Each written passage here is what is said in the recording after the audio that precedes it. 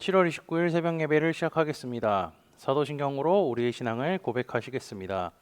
나는 전능하신 아버지 하나님 천지의 창조주를 믿습니다. 나는 그의 유일하신 아들 우리 주 예수 그리스도를 믿습니다. 그는 성령으로 잉태되어 동정녀 마리아에게서 나시고 본디오 빌라도에게 고난을 받아 십자가에 못 박혀 죽으시고 장사된 지 사흘 만에 죽은 자 가운데서 다시 살아나셨으며 하늘에 오르시어 전능하신 아버지 하나님 우편에 앉아 계시다가 거기로부터 살아있는 자와 죽은 자를 심판하러 오십니다. 나는 성령을 믿으며 거룩한 공교회와 성도의 교제와 죄를 용서받는 것과 몸의 부활과 영생을 믿습니다. 아멘. 다 함께 찬송가 88장 찬양하시겠습니다.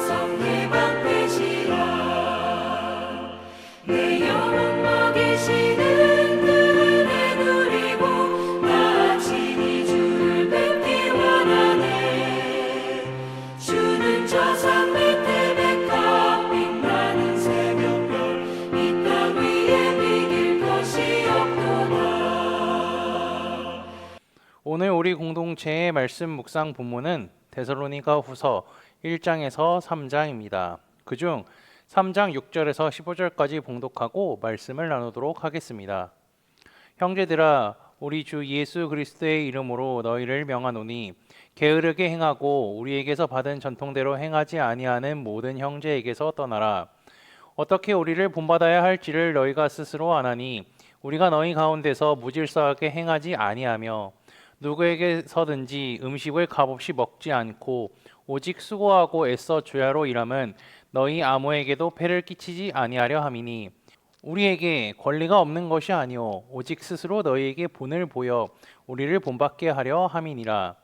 우리가 너희와 함께 있을 때에도 너희에게 명하기를 누구든지 일하기 싫어하거든 먹지도 말라 하라 하였더니 우리가 들은즉 너희 가운데 게으르게 행하여 도무지 일하지 아니하고 일을 만들기만 하는 자들이 있다 하니 이런 자들에게 우리가 명하고 주 예수 그리스도 안에서 권하기를 조용히 일하여 자기 양식을 먹으라 하노라.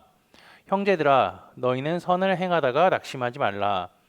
누가 이 편지에 한 우리 말을 순종하지 아니하거든 그 사람을 지목하여 사귀지 말고 그로 하여금 부끄럽게 하라. 그러나 원수와 같이 생각하지 말고 형제같이 권면하라. 아멘. 오늘은 데살로니가 후서를 보도록 하겠습니다. 이것은 데살로니가 전서와 계속 연결되어 있죠.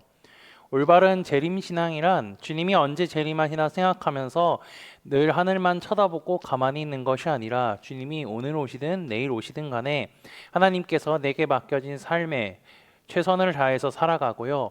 주님의 말씀을 신실하게 믿으며 살아가는 것을 의미합니다.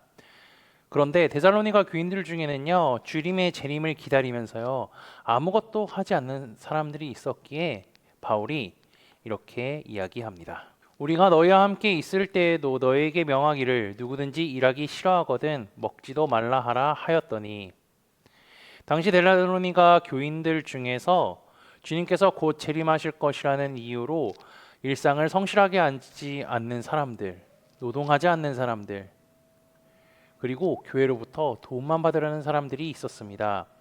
바울이 이렇게 말할 정도면 그 숫자는 적지 않음을 우리는 추측할 수가 있죠. 바울이 말하는 것은요, 일하기 싫거든 먹지도 말라는 것입니다. 우리의 생각으로는 조금 의아해할 수 있습니다. 교회에서 밥을 먹는 걸 가지고 이렇게까지 말할 필요가 있을까 하는 의문이죠. 하지만 초대교회는요, 지금의 교회와는 많이 달랐습니다.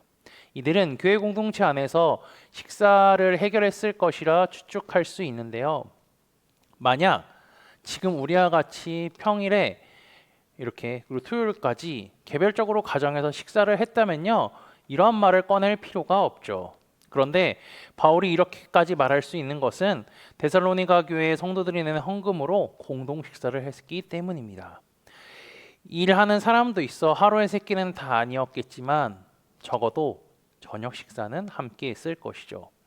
성도들의 각자의 일터와 삶에서 시간을 보내고 저녁에 모여서 다 같이 저녁을 먹고 하나님의 말씀을 나누고 예배했을 것입니다. 바울은 이들 사이에 빈둥거리면서 성실히 노동하지 않고 교회에서 혜택만 받으려는 사람들을 향하여서 교회 식사에 참여하지 말라는 메시지를 남기는 거죠. 그리고 바울의 권면에 순종하지 아니하는 사람과는 사귀지 말라고 합니다. 이는 죄의 전염성을 너무나 잘 알고 있었기 때문에 데살로니가 교회가 믿음 위에 든든히 설 수 있도록 강력하게 권면하는 것이죠. 그런데 살다 보면요, 어느 집단이든지 극단적인 사람들이 있습니다. 바울은 그런 극단적인 사람들이 있을까봐 15절에 이렇게 이야기하죠. 그러나 원수와 같이 생각하지 말고 형제같이 권면하라. 생각해 보십시오. 원수랑 인사하는 것, 그리고 형제랑 인사하는 것이 같을까요? 아닙니다. 전혀 다릅니다. 간단한 인사를 하더라도 원수와 형제가 다른데 권면을 함에 있어서 원수와 형제에게 하는 것은 아주 큰 차이가 있죠. 형제에게 한다는 것은 진짜 마음을 담아서 권면할 것이고 원수에게 권면을 한다면요, 어떻게 할까요? 비아냥거릴 수 있기 때문입니다. 그렇게 바울은 권면하는 너희나 그 권면을 듣는 사람들도 모두 하나님 앞에서 한 형제요 자매니 형제한테 권면하듯이 권면하라는 것입니다. 그러면요, 말투, 행동, 눈빛, 표정 모두가 그 사람을 깎아내리는 것이 아니라 사랑의 마음을 담아서 권면하게 될 것입니다. 바울은 그것을 원합니다. 바울은 데살로니가 전후서를 통하여서요, 올바른 재림에 대해서 알려줬을 뿐만 아니라 주님의 재림을 기다리며 어떻게 살아야 하는지 말해줍니다. 그리고 권면을 할 때에 어떠한 자세로 해야 하는지까지도 말이죠. 데살로니가 교회는 바울을 사도로 인정했던 교회 중에 하나였습니다. 짧은 시간이었지만 그가 전한 복음으로 인하여서 세워진 교회였죠.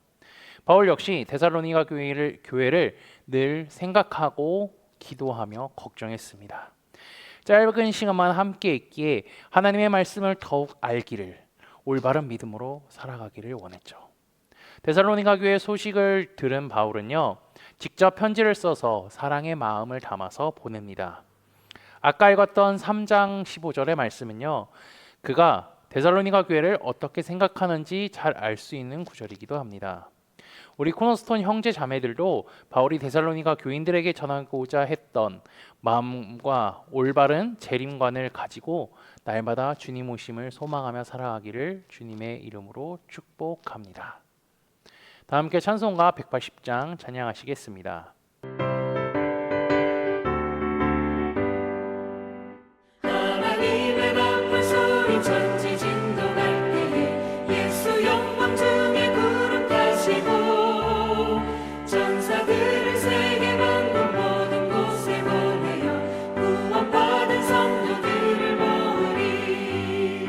나팔 불 때 나의 나팔 불 때 나의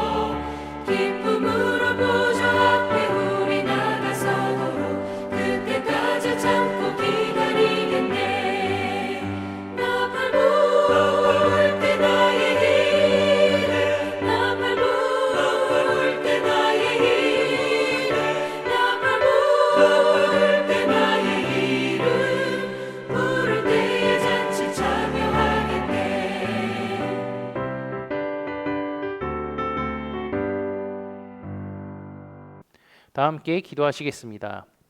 한 주의 첫 시작을 하나님께 드리게 하심에 감사합니다. 날마다 하나님을 찬양하며 주님의 말씀을 사모하고 다시 오실 주님을 기다리며 살아가게 인도하여 주옵소서. 지난주의 말씀을 기억하며 기도합니다. 예루살렘 성읍은 교회의 평신도 일꾼이었던 스데반이 죽었던 곳입니다.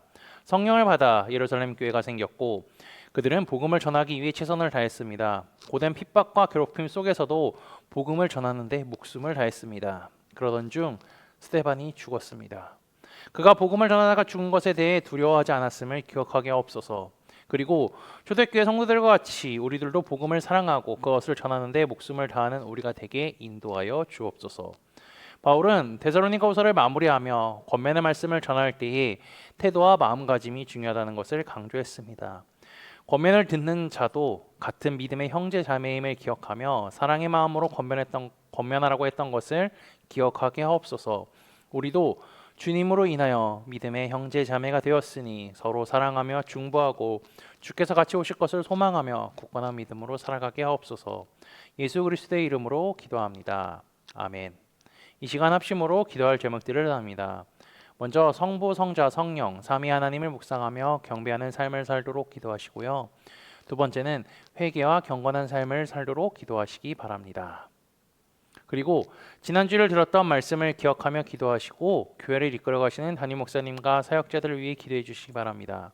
그리고 주일에 있는 여호수아 성경 공부를 위하여서, 소그룹 원들을 위하여서, 정예임 자매를 위해서 각자 가지고 계신 기도의 제목들을 놓고 기도하시기를 바라며 오늘도 주 안에서 승리하십시오.